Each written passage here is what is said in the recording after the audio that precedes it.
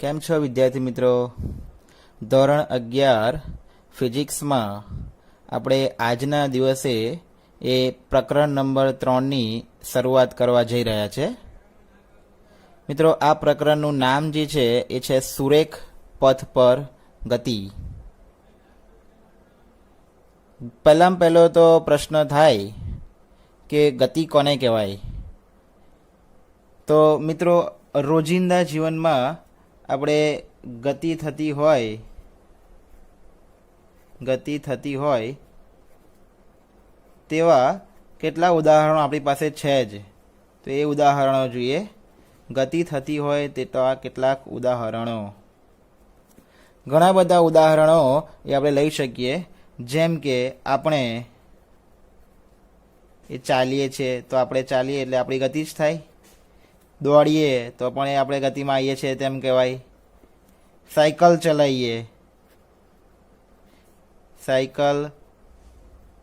ચલાવીએ તો એ પણ સાયકલની સાથે સાથે આપણી પર બંનેની ગતિ થઈ કહેવાય. ત્યારબાદ ફેફસામાં હવા અંદર અને બહાર એ ગતિ કરે છે. જ્યારે આપણે સૂઈ ગયા હોય ત્યારે આનો અહેસાસ આપણને ખાસ થાય. ફેફસાની અંદર હવા એ અંદર અને બહાર એ આપણે ગતિ કરતી હોય છે. ત્યારબાદ લોહીનું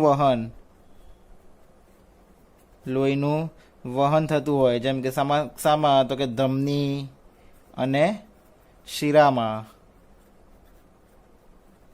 તો ધમની અને શિરામાં થતા લોહીનું વહન, તો એ લોહીની ગતિ પણ કહી શકાય. ત્યારબાદ વૃક્ષ પરથી ઘણા એવા એક ઉદાહરણો છે. વૃક્ષ પરથી પાંદડા કે ફળનું પડવું, તો એ નીચે પડે છે મતલબ કે એ ગતિમાં જ આવ્યા છે તેમ કહેવાય. એવા તો ઘણા બધા ઉદાહરણો છે મિત્રો. જેમ કે પૃથ્વી જે છે એ પૃથ્વીનું ધરીભ્રમણ મતલબ કે પૃથ્વી સતત, તમને ખબર જ છે કે એક દિવસમાં પોતાનું એક ભ્રમણ પૂરું કરે છે. અને સૂર્યની આસપાસ થતું પરિક્રમણ, આ દરેકે દરેક વસ્તુ એ ગતિમાં છે તેમ કહી શકાય. સૂર્યની વાત કરી હોય તો આકાશગંગામાં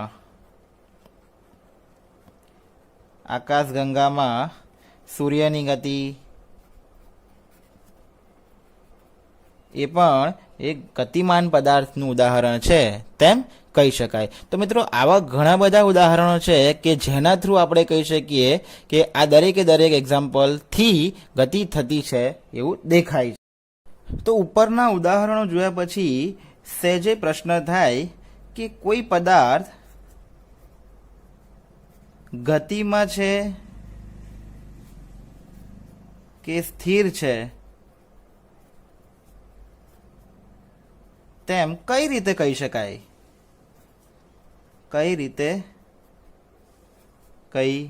શકાય? પ્રશ્ન થાય. તો મિત્રો, એના માટે તમારે એની ડેફિનેશન સમજવી પડે. વ્યાખ્યા એવી રીતે કહી શકાય કે જ્યારે કોઈ વસ્તુ એ બીજી કોઈ વસ્તુની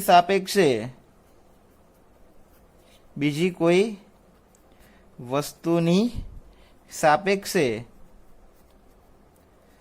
સમય સાથે પોતાનું સ્થાન બદલે છે. જ્યારે કોઈ વસ્તુ એ બીજી કોઈ વસ્તુની સાપેક્ષે સમય સાથે પોતાનું સ્થાન બદલે છે તો તે વસ્તુ બીજી વસ્તુની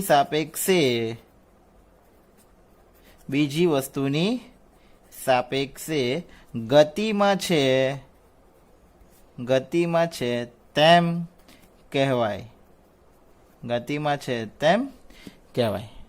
બરાબર? એનો મતલબ કે બે વસ્તુઓ હોય ગતિ. એનો મતલબ એવો થયો કે ગતિ માટે સમજવા માટે તમારે બે પદાર્થો હોવા જરૂરી છે તો જ તમે એકની સાપેક્ષે બીજો અથવા બીજાની સાપેક્ષે પહેલો પદાર્થ ગતિમાં છે કે નહીં એ સરખામણી વડે એ તમે નક્કી કરી શકો છો. બરાબર. જો પદાર્થ પોતાનું સમય આગળ વધ્યા કરતો હોય પણ પદાર્થ પોતાનું એ એકબીજાથી સાપેક્ષે સ્થાન ન બદલતો હોય તો એ નહીતર પદાર્થ કેવો કહેવાય? સ્થિર છે તેમ કહેવાય. એનું એક ઉદાહરણ લઈએ, સમજો ખાસ. ગતિમાન બસમાં, હવે અહીંયા શબ્દ આવી ગયો, ગતિમાન બસમાં આપણે બેઠેલા હોઈએ, આપણે બેઠેલા છે. બરાબર. હવે તમારી બાજુમાં જ એ શું રહેલું છે તો કે એક પુસ્તક રહેલું છે. કોઈ બી વસ્તુ લઈ શકાય, બેગ લઈ શકાય, પુસ્તક છે, કોઈ બી વસ્તુ લઈ શકાય. હવે સમજો, તમે જે બસમાં બેઠા છો એ બસ કેવી છે? ગતિમાં છે. અને તમારી બાજુમાં એક શું છે? પુસ્તક છે. હવે તમારી સાપેક્ષે આ પુસ્તકની સરખામણી કરવી હોય, તમારી અને પુસ્તકની, તો તમારી સાપેક્ષે પુસ્તક એ કેવું કહેવાય? સ્થિર કહેવાય. સમજો તો કહી શકાય કે તમારી સાપેક્ષે પુસ્તક કેવું હશે? પુસ્તક એ સ્થિર હોય છે. કેમ? કારણ કે મારે સરખામણી પુસ્તક અને વ્યક્તિની કરવાની છે. જે સીટ પર પુસ્તક પડ્યું હશે એની બાજુની સીટ પર જ વ્યક્તિ બેઠેલો હશે તો બંને એક સાથે એ જઈ રહ્યા છે. એક સાથે મતલબ કે તમે જ્યારે એનો ઓબ્ઝર્વ કરશો ત્યારે પુસ્તક એ તમારી એક્ઝેક્ટ સામે જ છે, એ ગતિમાં છે નહીં એવું તમને લાગશે. કેમ? કારણ કે ગતિમાં તો બસ છે. એટલે એવું ઇન્ડિકેટ થાય છે કે પુસ્તક અને વ્યક્તિ એ એકબીજાનું સ્થાન એ બદલતું નથી. જો પુસ્તક આગળ ખસ્યા કરે ધક્કો વાગીને અથવા વ્યક્તિ એની સાથે એની ચાલીને આગળ જતો હોય ચાલુ બસમાં તો એ ગતિમાં છે તેમ કહેવાય, પણ અહીંયા તો છે નહીં. હવે સમજો, ઘટનાની આ જ બસ ગતિમાન, બસમાં બેઠેલો કોઈ વ્યક્તિ અને એની બાજુમાં રહેલું પુસ્તક. બહારથી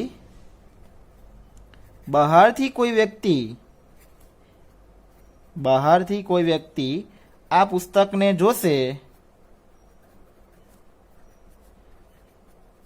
તો શું હશે? તો તેના માટે પુસ્તક કેવું હશે? ગતિમાં છે. એનો મતલબ કે તમે કઈ પરિસ્થિતિમાં અવલોકન, ક્યાં ઊભા રહીને અવલોકન કરો છો એ સૌથી મહત્વની બાબત છે પદાર્થ ગતિમાં છે કે નહીં તે જાણવા માટે.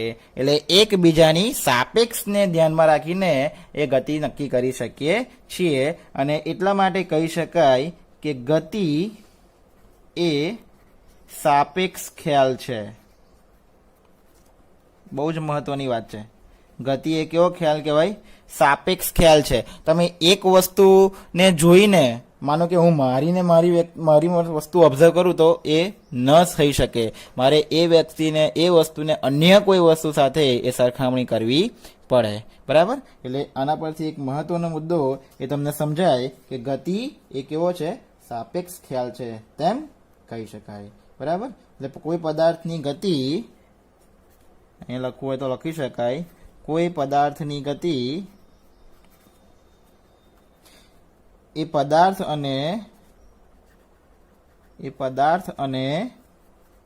અવલોકનકાર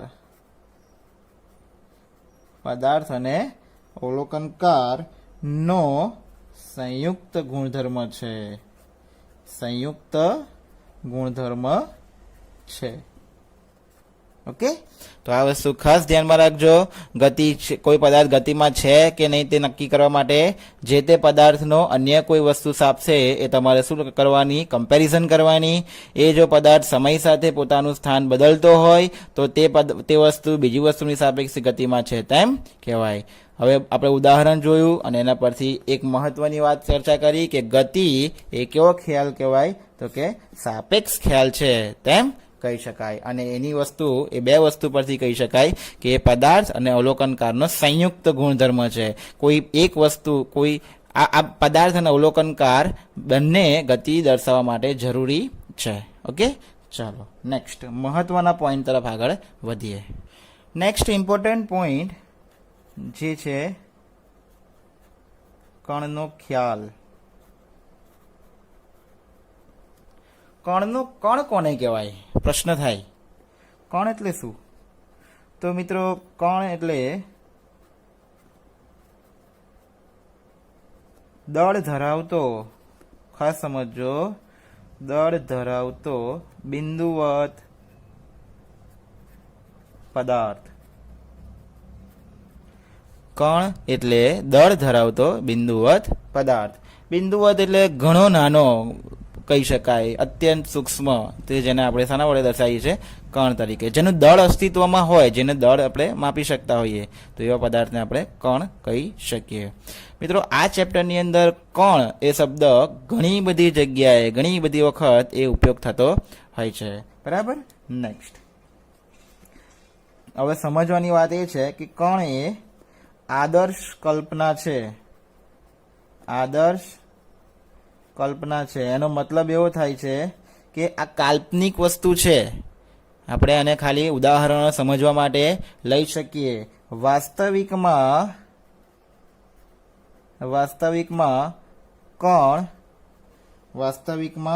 કણ એ આપણને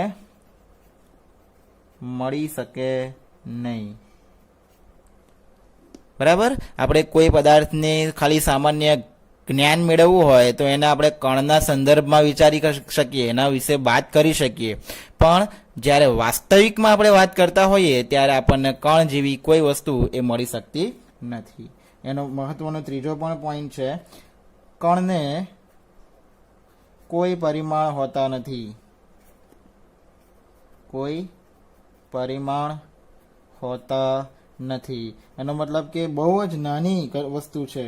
એને આ બહુ નાની વસ્તુ છે, એટલે આપણે એના કોઈ પરિમાણ એ લઈ શકીએ જ નહીં. અત્યંત સૂક્ષ્મ એ વસ્તુ આપણે વિચારીએ છીએ. બરાબર. તો આ વસ્તુ ધ્યાન રાખજો. અને કણ હંમેશા એ કેવી ગતિ કરતો હોય છે? રેખીય ગતિ જ કરે. રેખીય ગતિ જ કરી શકે. આ ચાર મુદ્દા એના ખાસ ધ્યાનમાં રાખજો. પહેલું, કણ એ દળ ધરાવતો બિંદુવત પદાર્થ કહેવાય. બીજું, કણ એ આદર્શ કલ્પના છે, પણ વાસ્તવિકમાં કણ એ મળી શકતો નથી. કેમ નહીં મળી શકતો?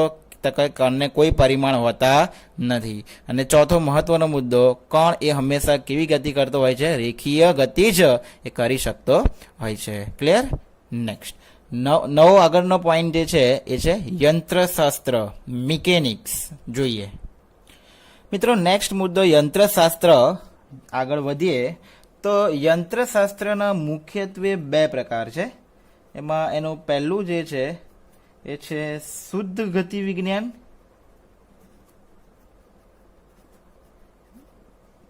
અને બીજો મુદ્દો જે છે એ છે ગતિ વિજ્ઞાન. પહેલો છે એ છે શુદ્ધ ગતિ વિજ્ઞાન અને બીજું છે એ છે ગતિ વિજ્ઞાન. પ્રશ્ન થાય કે યંત્રશાસ્ત્ર કોને કહેવાય? તો યંત્રશાસ્ત્રમાં પદાર્થની ગતિ અંગેનો અભ્યાસ થાય. યંત્રશાસ્ત્રમાં શું થાય? પદાર્થની ગતિ અંગેનો એ શું થતો હોય છે? અભ્યાસ થાય. એનો મતલબ કે કોઈ પદાર્થ ગતિમાં આવે છે તો એ ગતિમાં કઈ રીતે આવ્યો, એના પાછળનું કારણ શું, પદાર્થ કેમ ગતિમાં આવ્યો, એવું તે પદાર્થ પર શું થયું કે પદાર્થ ગતિમાં આવવા લાગ્યો, એ બધા કારણો, એ બધાની માહિતી, એ બધાનો અભ્યાસ જે કરીએ છીએ, જે શાખામાં થાય છે, તે શાખાને એ આપણે શું કહીએ છીએ? યંત્રશાસ્ત્ર તરીકે ઓળખવામાં આવે છે. તો એ યંત્રશાસ્ત્રમાં મુખ્યત્વે બે રીતે આપણે વિભાગ પાડેલા છે. એમાં પહેલું વિભાગ છે શુદ્ધ ગતિ વિજ્ઞાન એટલે કે કાઇનેમેટિક્સ, અને બીજું વિજ્ઞાન છે ગતિ વિજ્ઞાન એટલે કે ડાયનેમિક્સ. બરાબર. એમાં આપણે પહેલું કાઇનેમેટિક્સ એટલે શું સમજીએ તો પહેલું કહીએ છીએ શુદ્ધ ગતિ વિજ્ઞાન, એને ઇંગ્લિશમાં કહેવાય કાઇનેમેટિક્સ. તો મિત્રો, શુદ્ધ ગતિ વિજ્ઞાનમાં કઈ વસ્તુનો અભ્યાસ થાય? તો શુદ્ધ ગતિ વિજ્ઞાન એટલે માની લો કે કોઈ પદાર્થ એ ગતિમાં આવી ગયો. બરાબર. તો એ ગતિમાં આવ્યો છે ને, બસ એને એ જ જોવાનું આપણે. કેમ આવ્યો, એની પર શું થયું, મતલબ કે એને ગતિમાં આવવા પાછળનું કારણ એ ચર્ચા કરતા નથી. એટલે અહીંયા લખાય ભૌતિક વિજ્ઞાનની જે શાખામાં પદાર્થની ગતિના કારણોની ચર્ચા કર્યા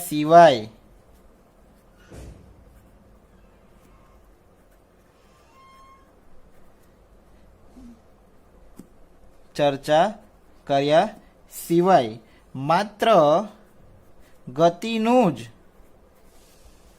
વર્ણન કરવામાં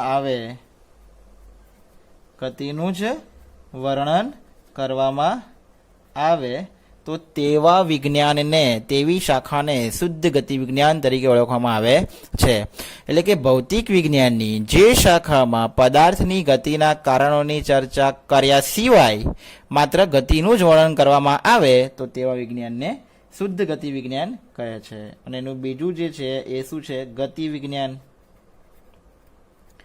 હવે ઉપર કારણોની ચર્ચા નહીં કરી એટલે ઓબ્વિયસલી અહીંયા ખબર પડે કે અહીંયા કારણોની ચર્ચા કરવી પડશે. એટલે અહીંયા લખાય કે ભૌતિક વિજ્ઞાનની જે શાખામાં પદાર્થની ગતિની ચર્ચા ઉપરાંત ગતિ માટે જવાબદાર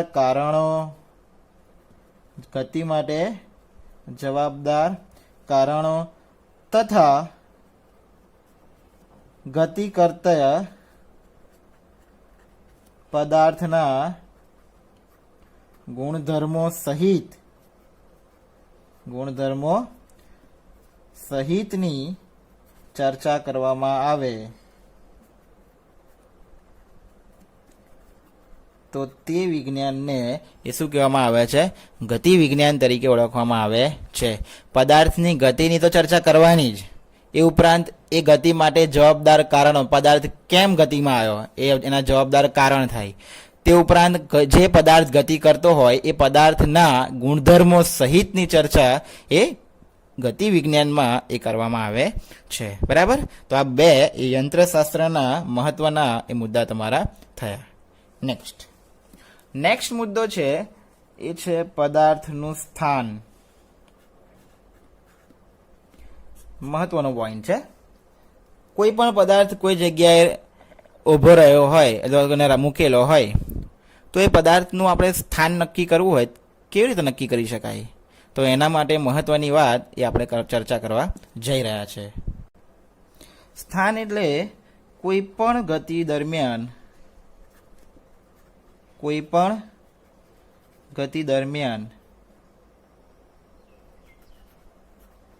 પદાર્થનું સ્થાન એ નક્કી કરવું જ પડે.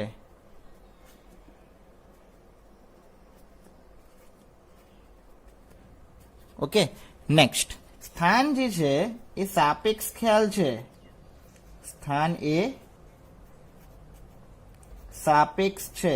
હવે જે પણ વસ્તુ સાપેક્ષ હોય અને એને દર્શાવવા માટે તમારે એ શું જોઈએ? એક સંદર્ભ બિંદુ જોઈએ. મેન વસ્તુ શું જોઈએ? સંદર્ભ બિંદુ.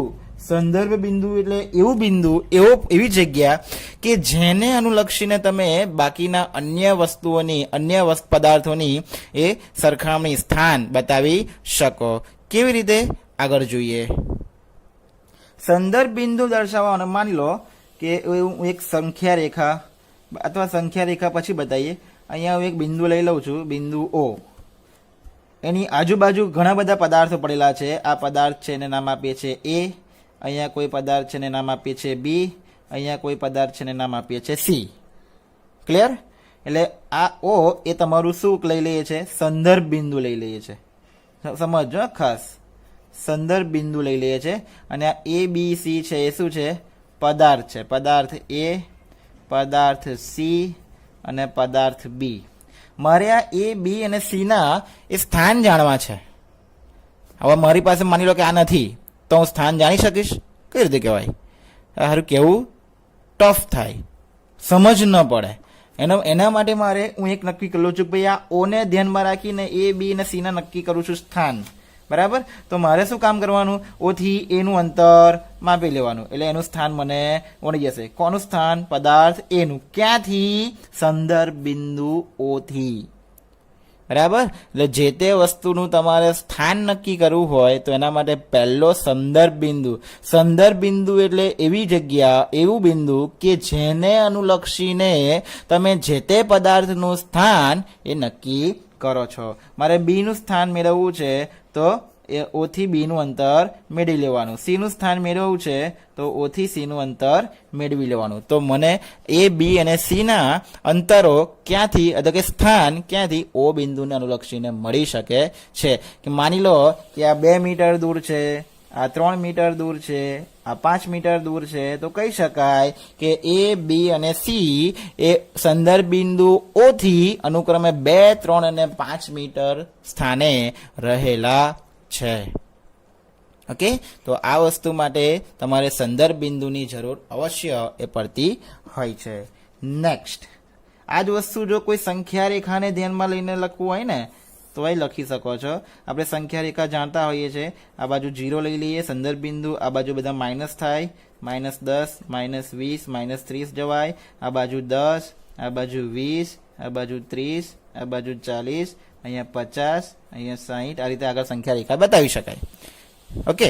નેક્સ્ટ, હવે શું આગળ જોઈએ છે? આપણું આ સંદર્ભ બિંદુ જેને આપણે કહી દઈએ છીએ ઓ. ઓકે. ત્યારબાદ પહેલો પદાર્થ છે એ કયા બિંદુ પર છે? એ બિંદુ. બીજો પદાર્થ છે કયા બિંદુ પર છે? બી બિંદુ. ત્રીજો પદાર્થ છે કયા બિંદુ પર છે? સી બિંદુ. ઓકે. ઓ, એ, બી, સી 4 વસ્તુ તમે જોઈ શકો છો. હવે મારે એ, બી અને સી ના સ્થાન નક્કી કરવા છે તો એના માટે મારે ક્યાંથી શરૂઆત કરવી પડશે? તમે સંખ્યા રેખા જાણો છો એટલે તમને ખબર છે કે આ ઓ છે એ તમારું કયું બિંદુ લઈ લેવાનું? સંદર્ભ બિંદુ. અને સંદર્ભ બિંદુથી તમારું એ, તમારું બી અને તમારું સી એ સ્થાન તમે અવશ્ય એ શોધી શકો છો. બરાબર.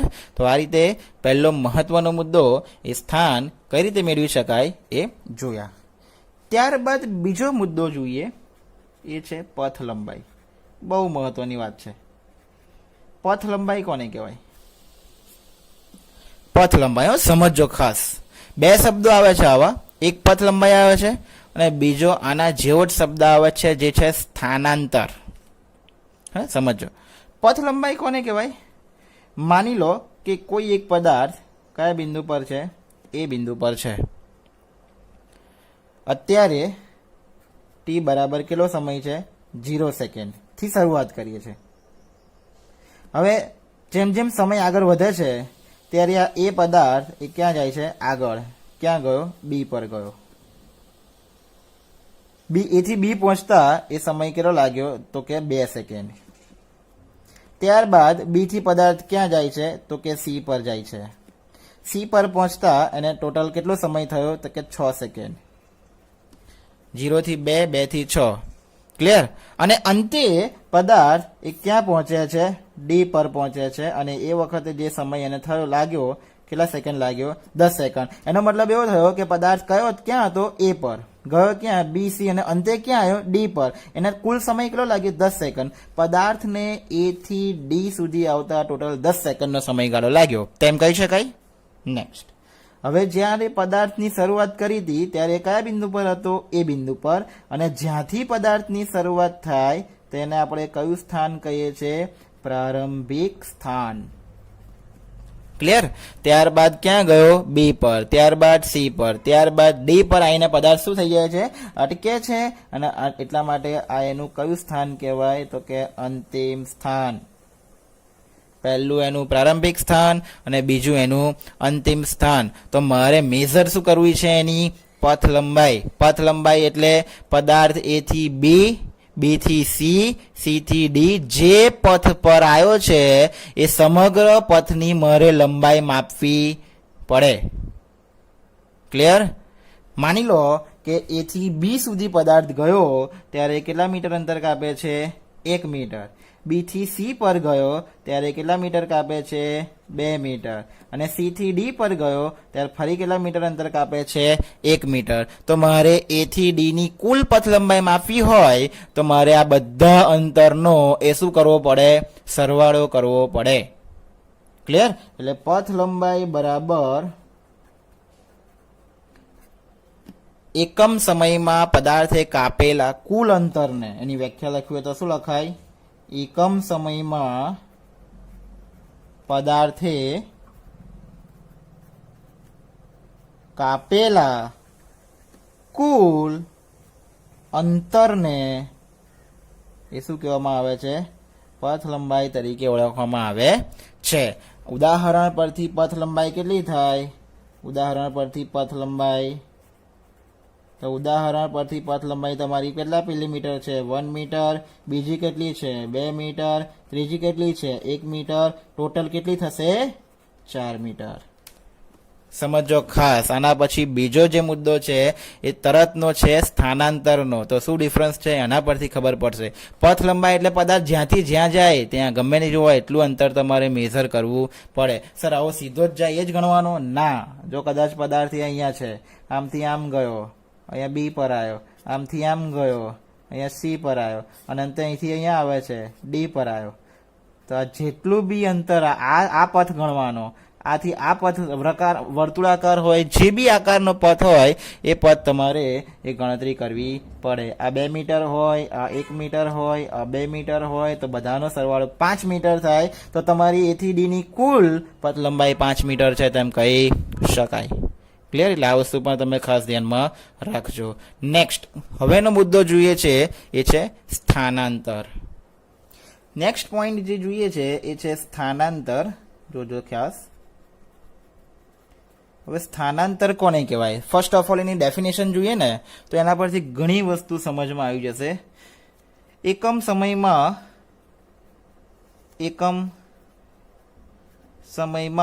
પદાર્થના સ્થાનમાં થતા ફેરફારને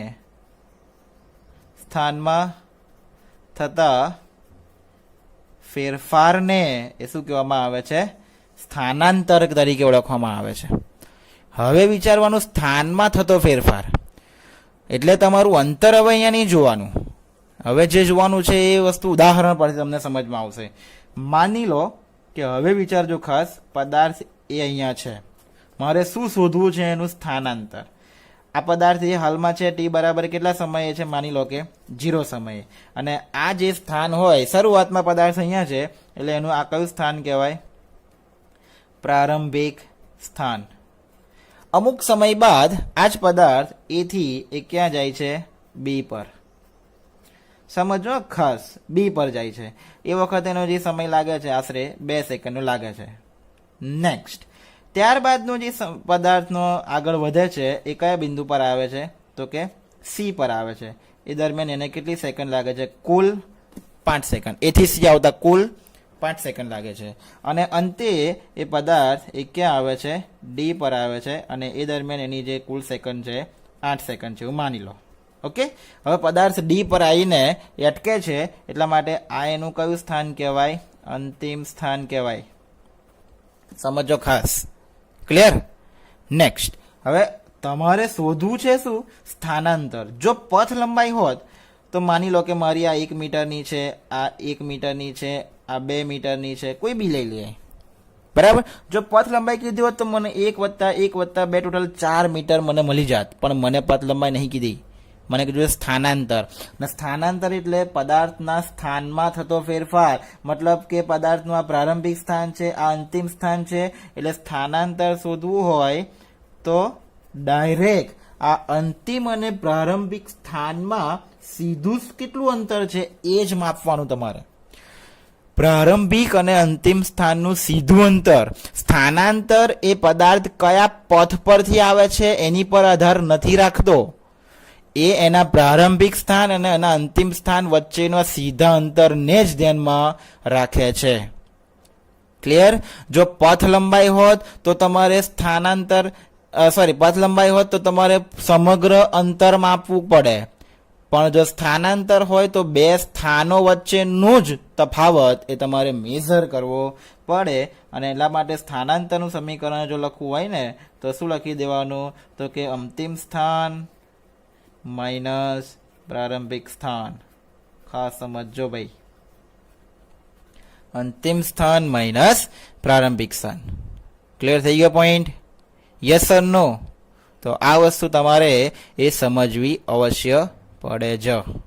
બરાબર, બે વસ્તુ શીખ્યા, એક પથ લંબાઈ અને બીજું સ્થાનાંતર. તો બંને પોઈન્ટ એ પરફેક્શન સાથે તૈયારી કરજો, વાંચજો અને નેક્સ્ટ ટોપિક તરફ આપણે આગળ નેક્સ્ટ લેક્ચરમાં વધીશું. Okay, thank you.